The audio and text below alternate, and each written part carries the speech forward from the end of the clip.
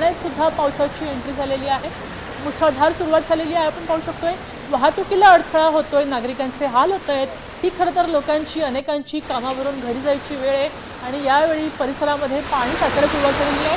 अगदी या क्षणी केवळ काही मिनिटांच्या पावसामध्ये रस्त्यांना तळ्यांचं स्वरूप आलेलं आहे। रस्त्यांवरून पाणी अक्षरशः वाहत असल्याचं पाहायला मिळतंय। गटारं पाण्याला मिळालेली आहेत, गटारातलं पाणी बाहेर येतंय। उपसा पंप सुद्धा तिथे पडून आहेत। आपण पाहू शकतोय ही वाहनं या पावसामधून वाहतूक करतायत। मोठ्या प्रमाणावर अडथळा या वाहनधारकांना सहन करावा लागतोय। रिक्षा आणि अनेक नागरिकांना यामुळे फटका बसलाय।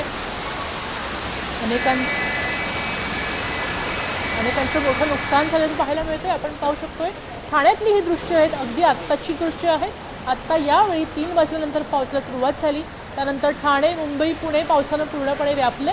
ठाण्यामधली दृश्य आहेत, आपले प्रतिनिधी आपल्याला ही दृश्य दाखवत आहेत। ठाण्यामधली सद्य परिस्थिती आहे। ठाणेकरांनो, घराच्या बाहेर पडताना काळजी घ्या, गरज नसेल तर घराच्या बाहेर पडू नका, कारण मोठ्या प्रमाणावर पाऊस कोसळतोय। रस्त्यांना नदीचं स्वरूप आलेलं आहे, रस्ता नीटसा दिसत नाहीये। अशा परिस्थितीमध्ये नागरिकांनी काळजी घ्यायची गरज आहे। पाऊस थांबत नाही तोवर सर्व प्रकारे काळजी घ्यायची गरज आहे। अगदी गरज असेल तरच छत्री किंवा रेनकोट घेतल्याशिवाय बाहेर पडू नका।